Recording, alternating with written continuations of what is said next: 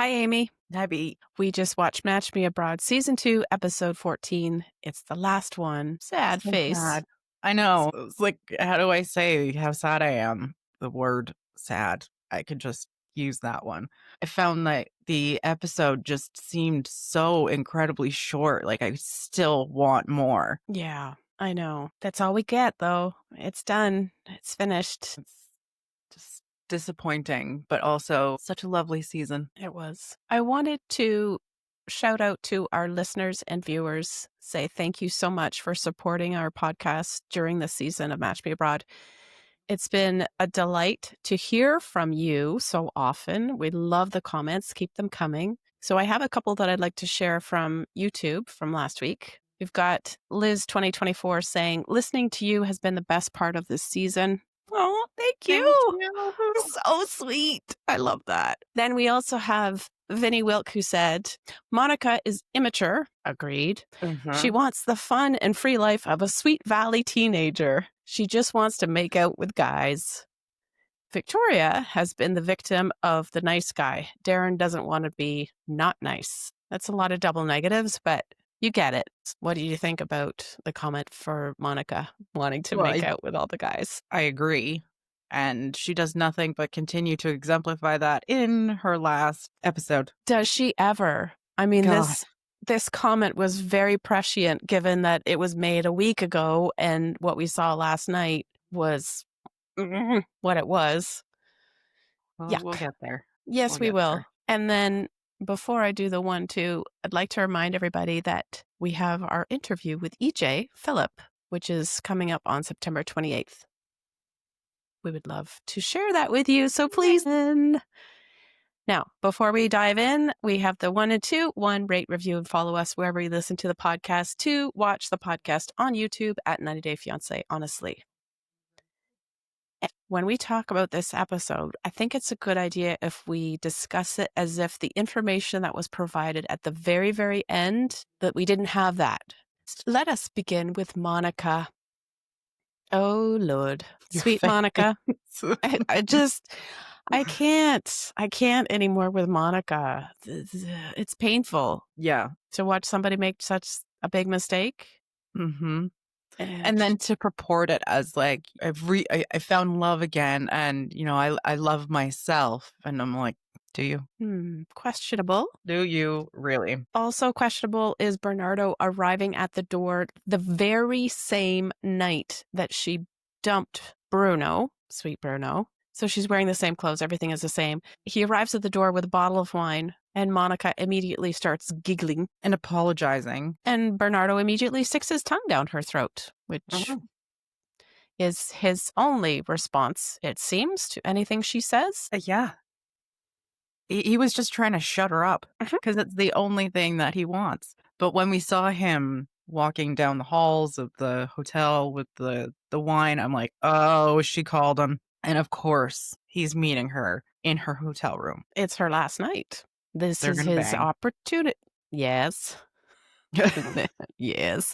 But isn't it funny that, I mean, his intentions are very clear from the moment he steps in the door and shoves his tongue down her throat and carries a bottle of wine, that he also almost immediately says to her, oh, I'm not going to spend the night because I have to work and I'm not going to take you to the airport. Like all of the boyfriend behaviors, he's opting out of as soon as possible, making the excuses for I'm not going to sleep over and I'm not going to take you to the airport. Okay, honey, we got that. I'm just going to F you. Sweet. So gentle and kind. So romantic. Love it. So there's not much talking going on. It's really just sipping wine and then kissing.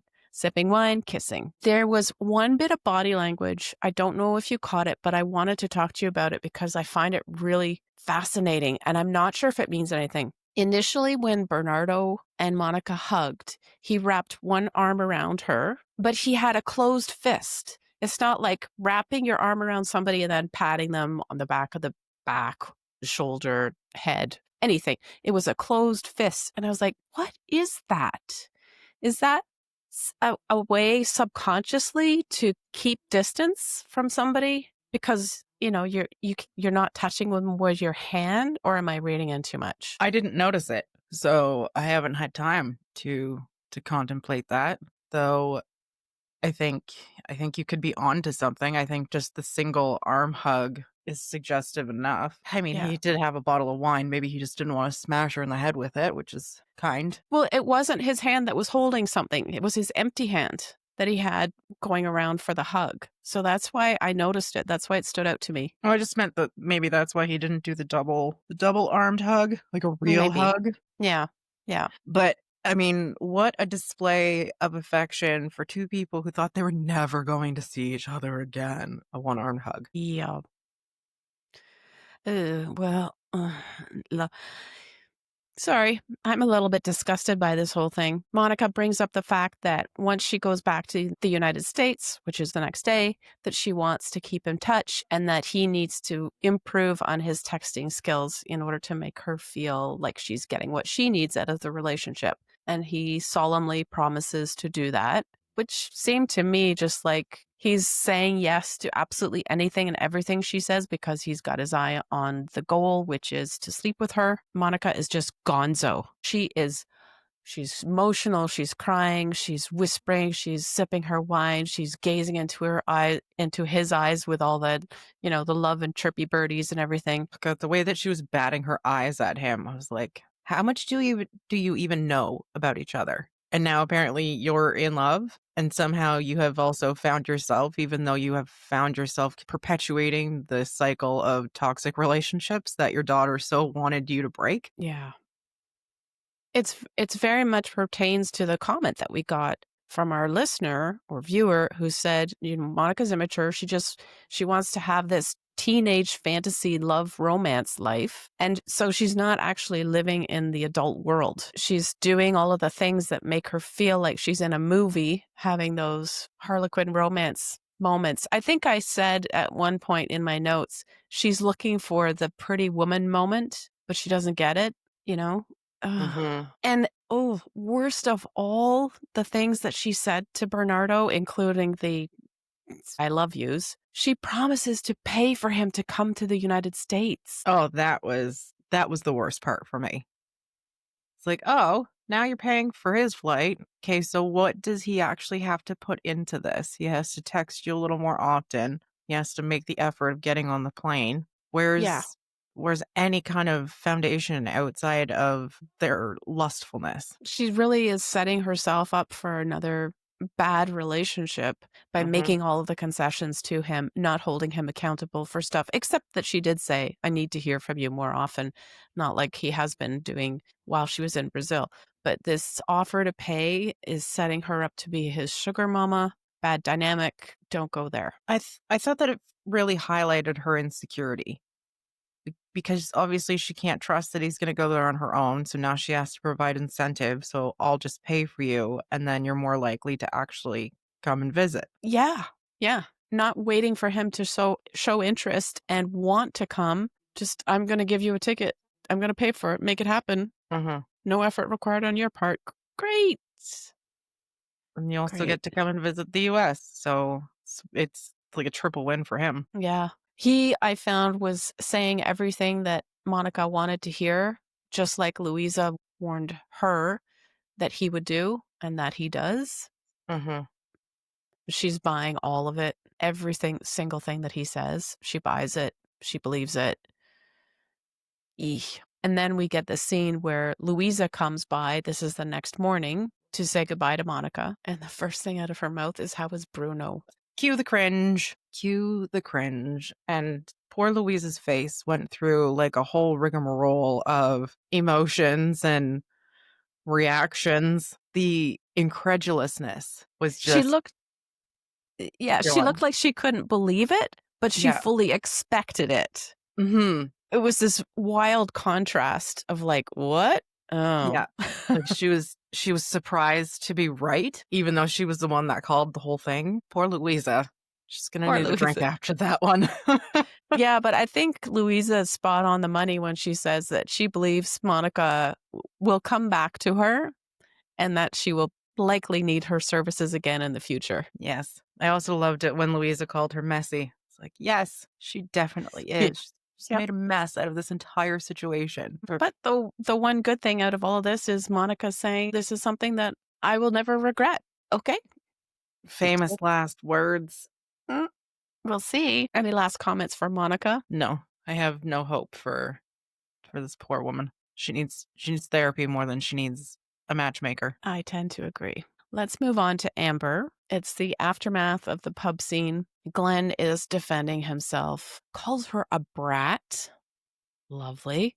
Mhm. And also calls out her behavior as deplorable, not something he would ever tolerate. I would never be with a woman like that. Oh, of course, Glenn, because you were such a prize, and what she did was so unforgivable. Not just passing the blame totally to Amber, Yeah. not mentioning any of the things that he said to her, which were awful and which incited this response from Amber, again, which I do not agree with. She should not have touched the glass that was in his hands and pushed it to the floor. But for the love of God, Glenn is a complete arsehole. It's completely insufferable. Yes. His gaslighting was chef's kiss of an example of how it works, how to do it so that you trigger the person that is your target, because she was literally holding facts in her hands that were on her phone through those text Mhm. messages, yet he persisted in telling her that she was lying and that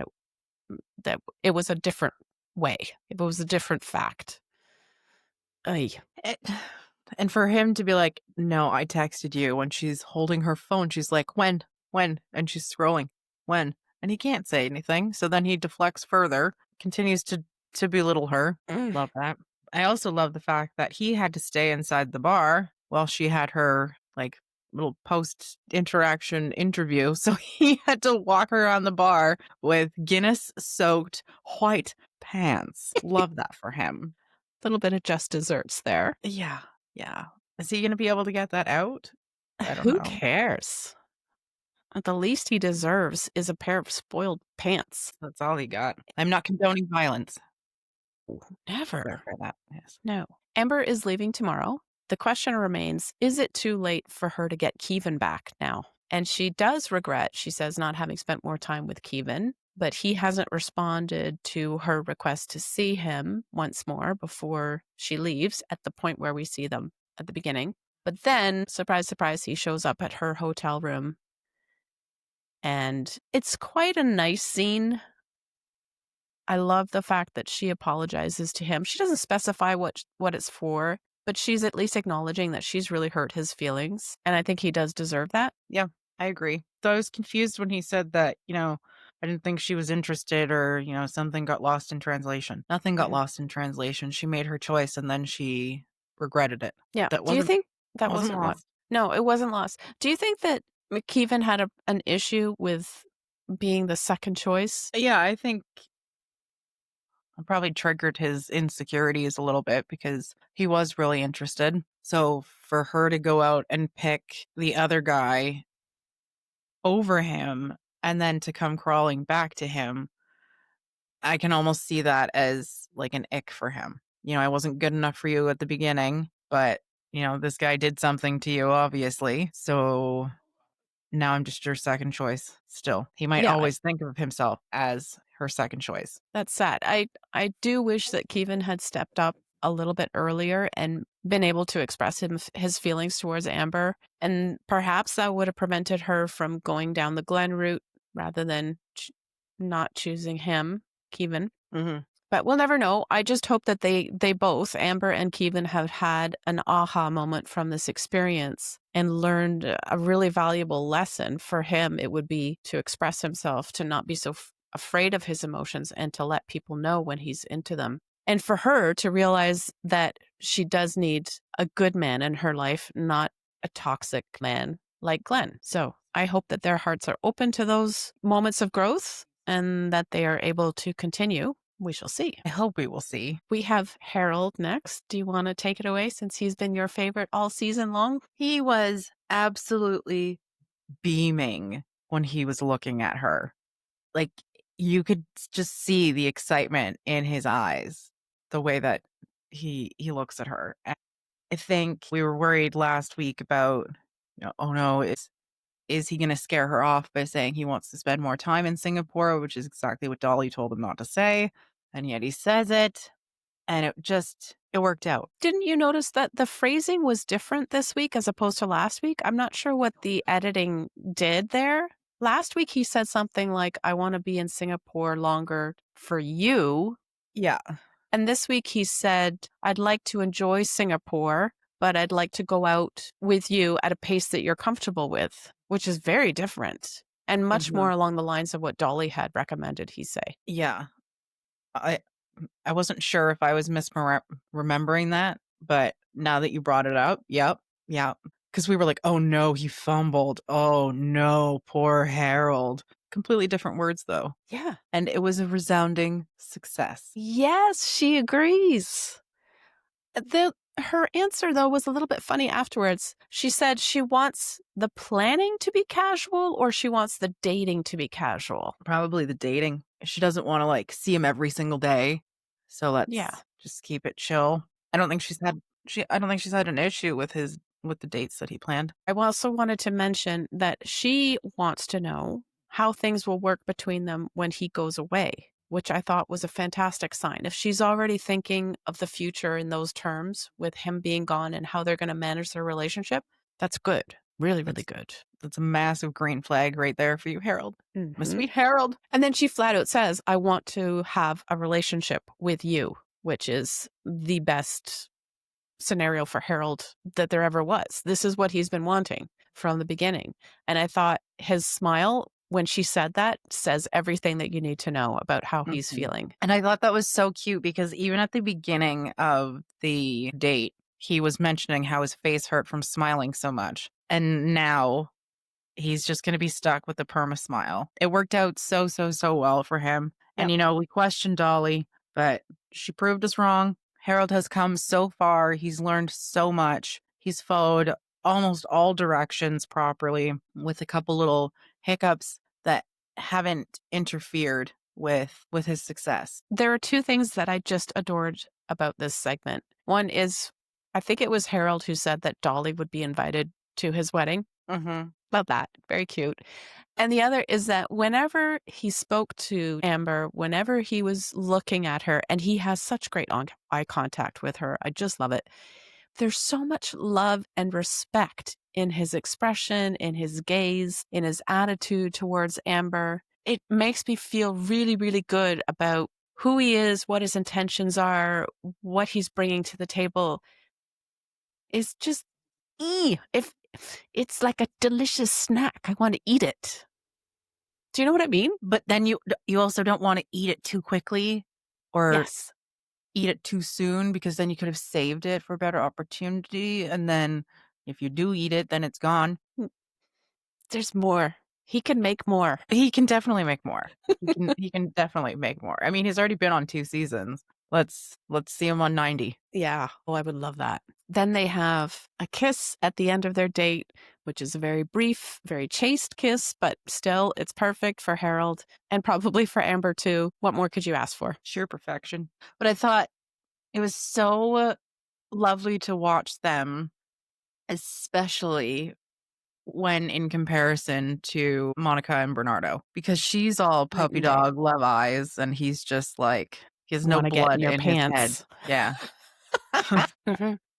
And then Sweet Harold. It's night and day. Yeah, it's completely, completely different. So they chose well when they were choosing their cast for this season because Monica is complete opposite to Harold. Mhm. And the way that they've approached their relationships, the way that they've gone into them, although you could say there are some similarities in the way that Monica completely throws herself at the feet of whatever man is put in front of her right away. And Harold, in essence, does that too, where he wants to be engaged as quickly as possible. So they do have that open spirit towards accepting love and finding love. But Harold was very thoughtful, very respectful, and precise about the way he went about it, whereas Monica was messy, inconsistent, overly emotional, and disrespectful in a lot of ways, especially towards Bruno. Mhm. Just completely and utterly immature. Yeah.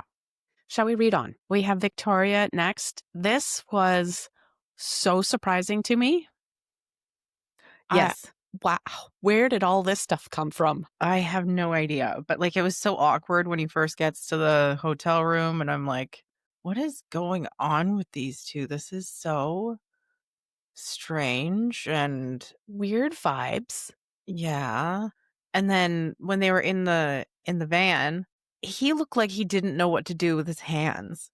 So he was, fiddling with the window and twiddling his thumbs, and he looked uncomfortable. I thought it was gonna go so badly from the moment when he arrived in her hotel room and he's kind of joking very casually with her as if nothing had happened, but we know that there was this big issue that they had yet to discuss. Mhm. And yet he was acting as if nothing was wrong. When they got in the car and she knows she has to address the elephant in the room and he's behaving like the way you described, not making eye contact with her. He kept looking away. And I was like, what is he avoiding? Why is he trying to hide? What's going on here? This is going to go so, so badly. And it seemed like it was, in effect, going to have that trajectory because he blamed his ability not to be able to be in touch with her the night that he ghosted her on a dead phone. And not just a That dead old thing. phone. Yeah, which is the same excuse that Glenn used, that little jerk.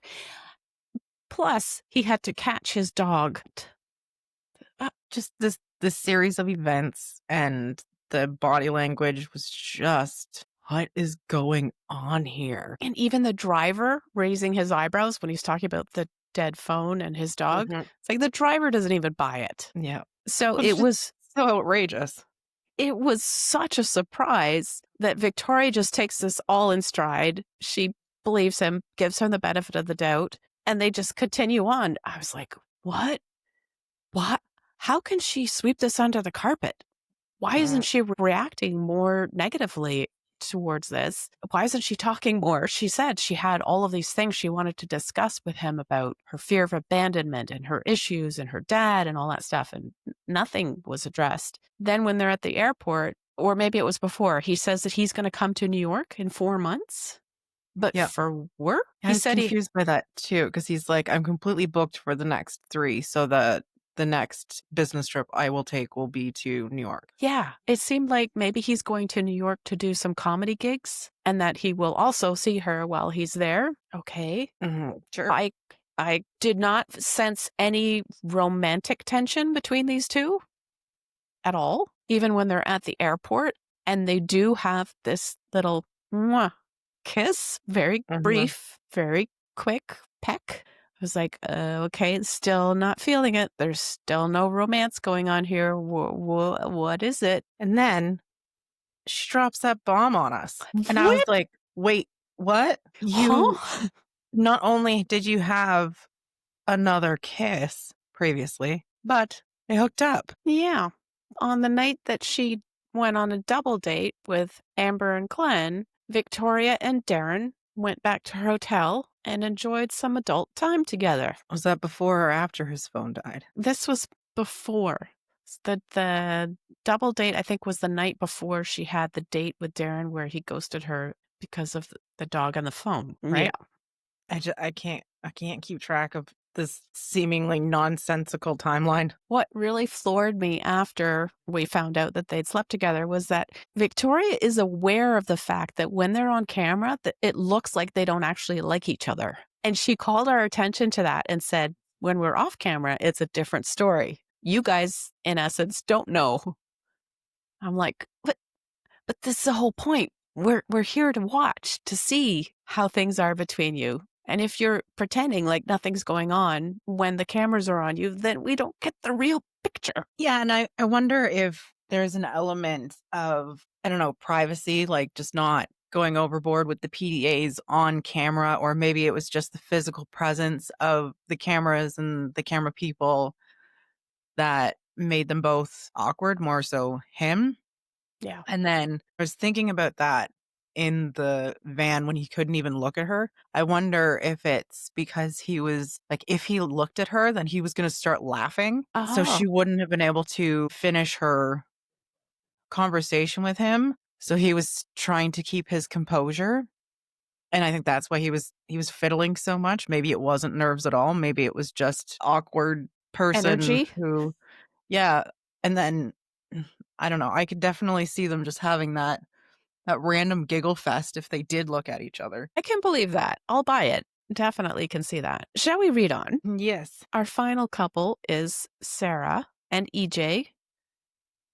It's time to go. EJ goes to Sarah and her mom's hotel to escort them to the airport. Lovely. Lovely. Sarah says that she wants to continue to work on things. But she also says when they were on their way to the airport that they weren't on good terms. Yes. But was that because of the conversation about the timeline, or did something else happen? I got the impression it was because of the timeline. I didn't feel like when he arrived at the hotel that there was any tension between them that would suggest that they had had some kind of a falling out, Mhm. aside from the fact that the dinner the night before didn't go as well as she would have wanted it to. Yeah, that's fair. And I thought it was very interesting that in the car on the way to the airport, mom asks about the 2-year plan, and EJ does not really give an answer. He says something like, I don't know where things are going to go, but I'm hopeful. What?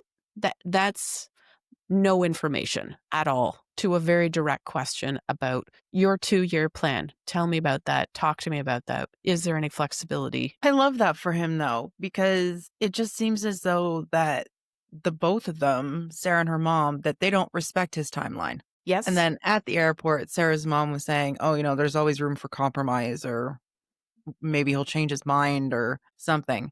And that's not why you get into a relationship. Like, if he has his own timeline, then respect that. If he chooses to do something different, that's on him. That's not for you and Sarah to sit there and push, press, bug, nag. No. I think it was very clear at this point. EJ's already made up his mind, and he's come to the conclusion that because their timelines don't match, there is no future for them.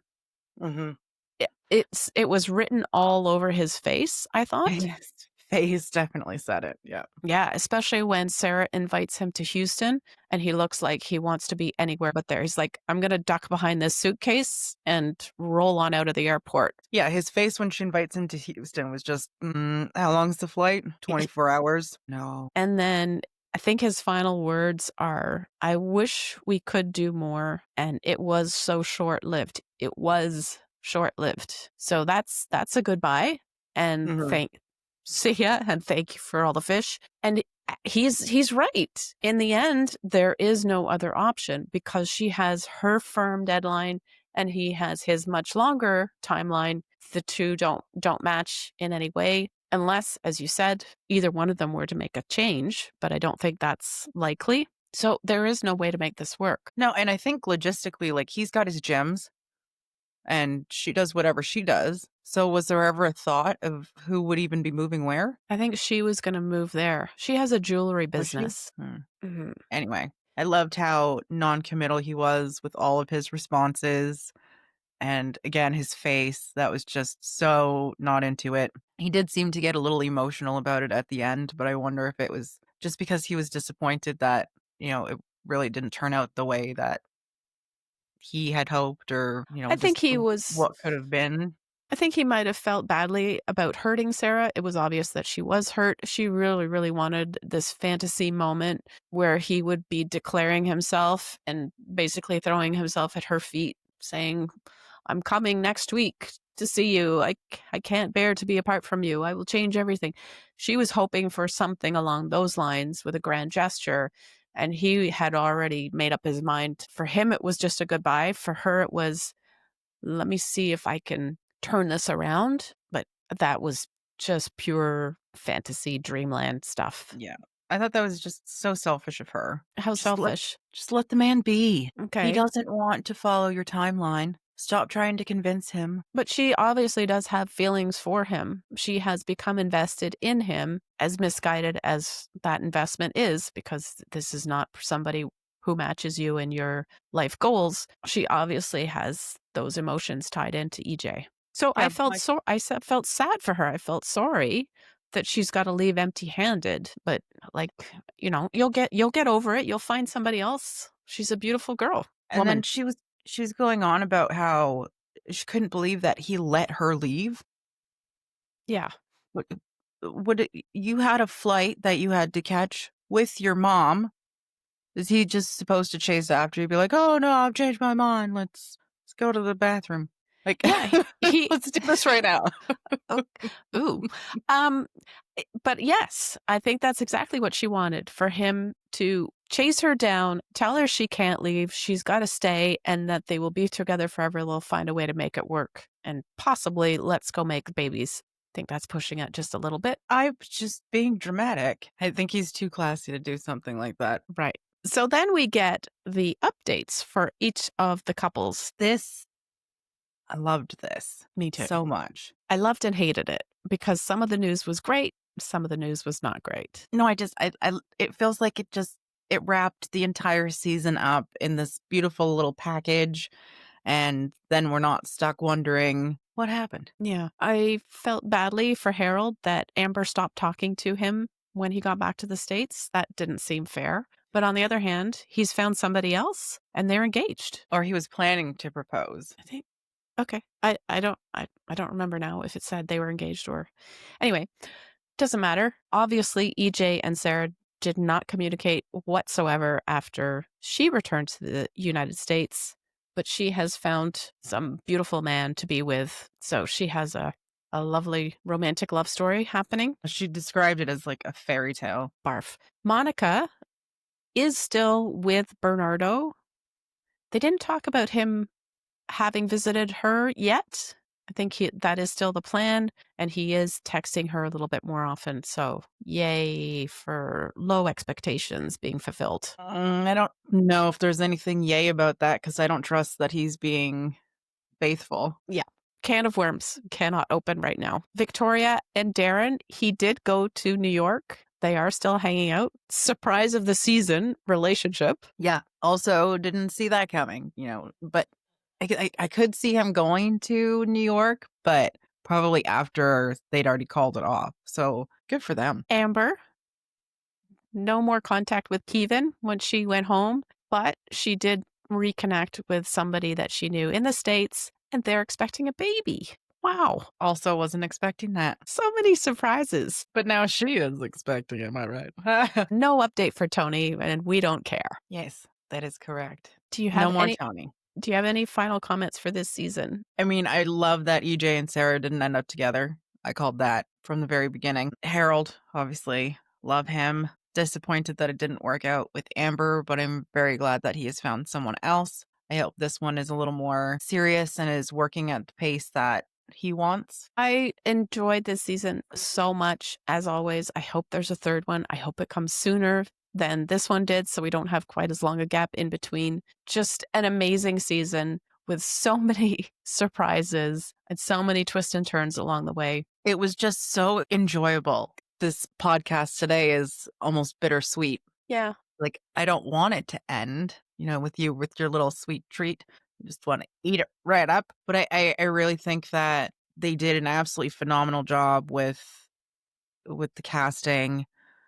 And it was so refreshing to actually see genuine couples and genuine encounters and not worrying about production stepping in and feeding lines or whatever. Like, it's just so genuine and authentic. Well, is it? That's one of the things I want to talk to EJ about when we discuss with him next week. So, Well, we'll find out. okay. Something to look forward to. Don't forget September 28th, EJ Phillip on the podcast. Before we go, if you're enjoying the 90 Day Fiancé Honestly podcast, please subscribe to or give our show a follow. If you have an additional moment, please rate us and help other 90 Day fans to find the show. Thanks for listening. Thanks, everyone.